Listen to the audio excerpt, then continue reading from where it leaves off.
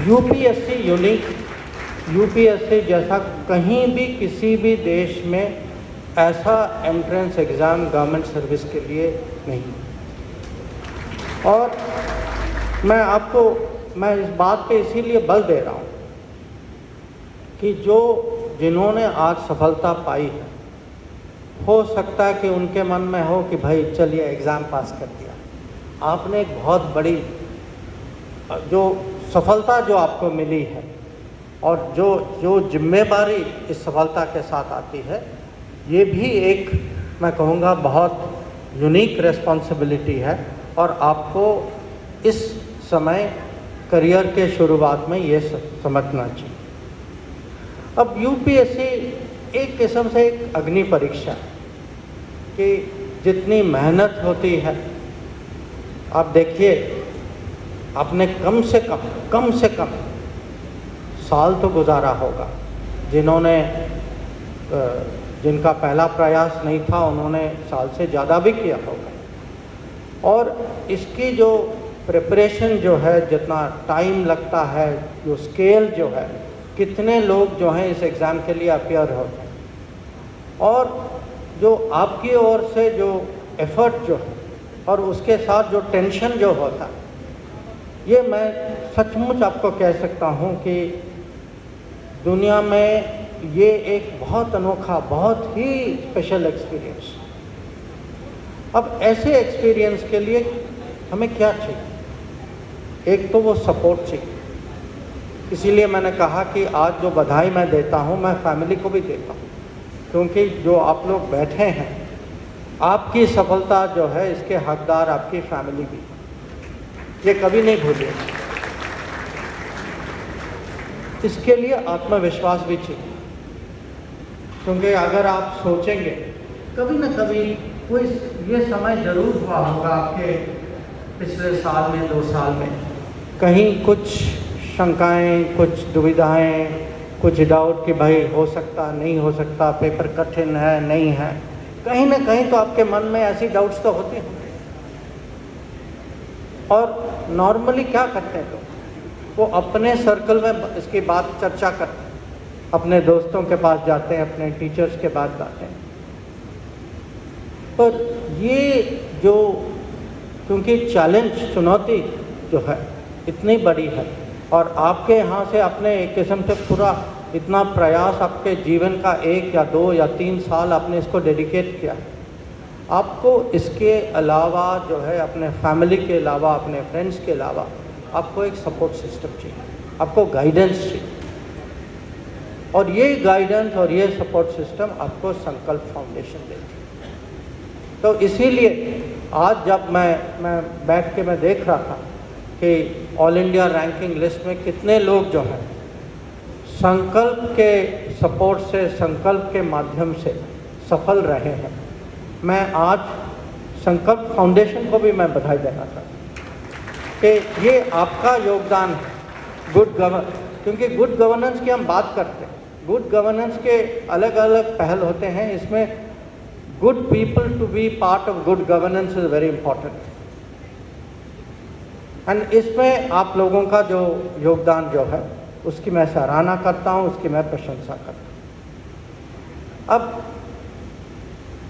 जब मैं अपनी जो उस समय की बात, जो मेरा जो अनुभव था, उस समय संकल्प फाउंडेशन नहीं था, बहुत कम ऐसे कोचिंग सर्कल्स भी थे, और ज़्यादातर जो है हमें सपोर्ट जो है हमारे अगल बगल में जो भी साथ थे, जो अगर हॉस्टल में थे, मैं हॉस्टल में था, जेएनयू हॉस्टल में था उस समय, जो हॉस्टल वाले बाकी स्टूडेंट्स थे या टीचर्स थे या दोस्त थे, थोड़ी बहुत फैमिली भी थी।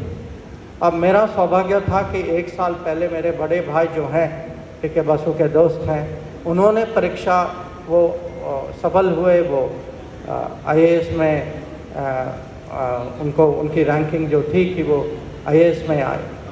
और मुझे अभी भी याद है, मैं अभी भी उनको कहता हूँ कि मेरे सब्जेक्ट सिलेक्शन में उन्होंने मुझे प्रोत्साहित किया, क्योंकि मेरे मन में उस समय थोड़ी सी वो डाउट थी कि एग्ज़ाम लें न लें, लेंगे अगर नहीं सफल होंगे तो क्या होगा, उसमें क्या चॉइस नहीं। एग्ज़ाम सिस्टम उस समय कुछ और था, ये प्रीलिम्स और मेन नहीं थे, एक ही एग्ज़ाम था। और मैंने जो है एक इतनी सहायता ली कि मेरे पेपर सिलेक्शन जो है कुछ ऐसे सिलेक्शन किए जो मेरे भाई के नोट्स का मैं उपयोग कर सकूँ। तो अगर उसके बाद अगले साल मैं वहाँ एग्ज़ाम में मुझे सफलता मिली, एक किस्म से उसकी क्रेडिट जो है मैं अभी भी उनको कहता हूँ, कुछ तो क्रेडिट उनको भी मैं देता हूँ।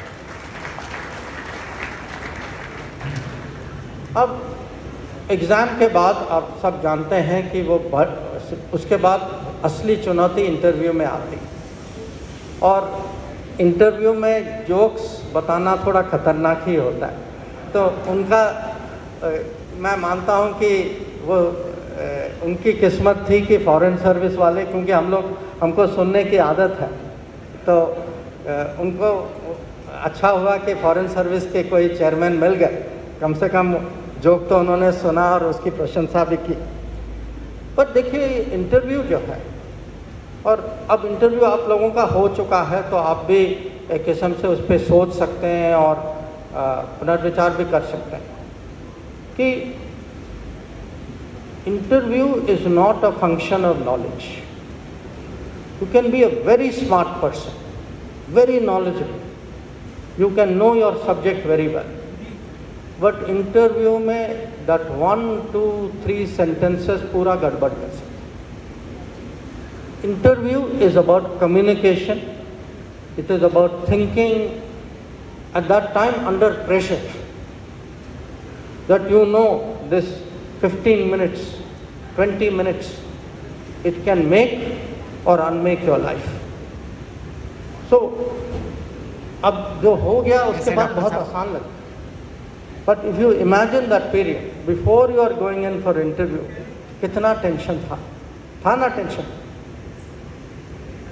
And once you come out, आपको उस समय भी पता नहीं कि भाई मैंने किया कैसे। So first you tell people, जो भी मिला, कि भाई ये पूछा मैंने ये जवाब दिया, पता नहीं मैंने ठीक दिया नहीं दिया। So I am saying this because communication skill today, and communication skill, how do you behave under pressure, this is something which is very important, not only for an interview. It is also important in life. It is important in your work, because you will have responsibility. Ab during responsibility you will have pressure. How do you perform under pressure? That is something which is, and it, you know, you are all in your 20s. अब आपका experience भी limited है.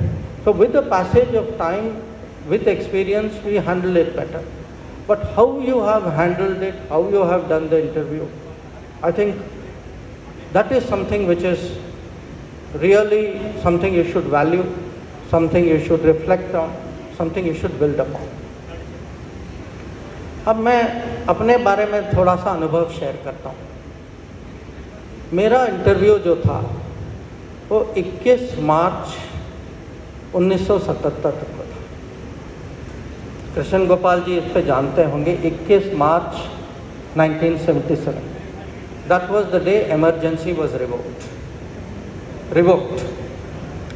So I go in for interview, Shahjahan Road, first person that morning, and that morning from previous day the election result is coming.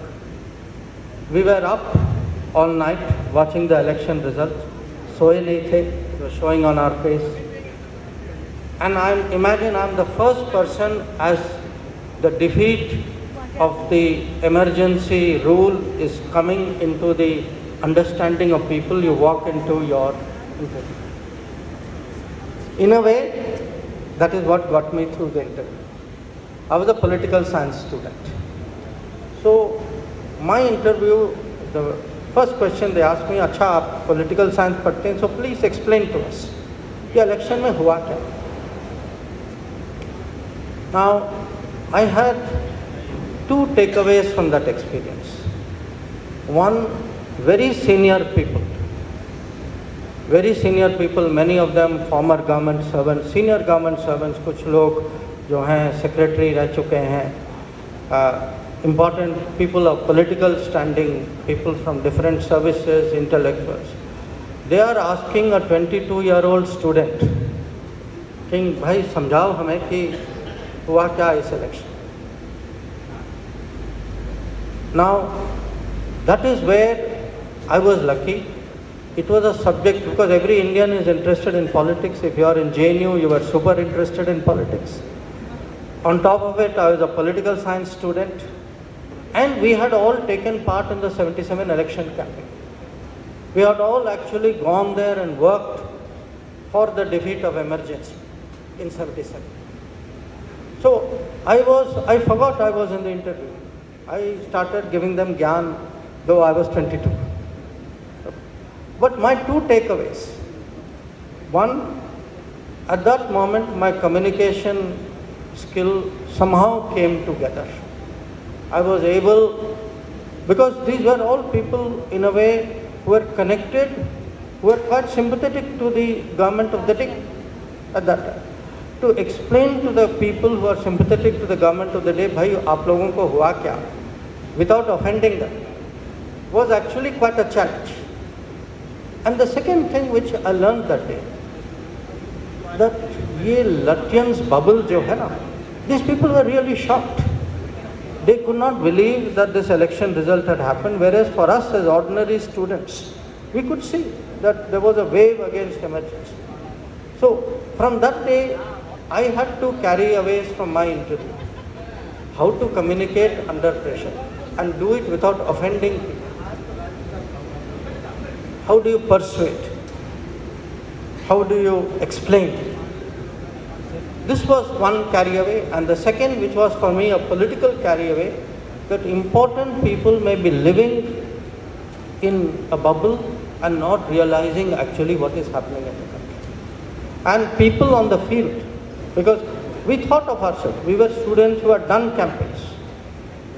We had gone, I remember at that time going with my friends, we went to Bhiwani, we went to Muzaffarnagar, that how we had picked up the sense on the ground. But people who are sitting in Delhi with all the information from all the systems, somehow they missed it.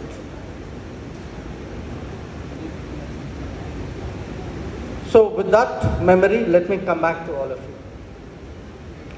you. You are today roughly, I would say about 25, 26 in age. When independent India turns 100,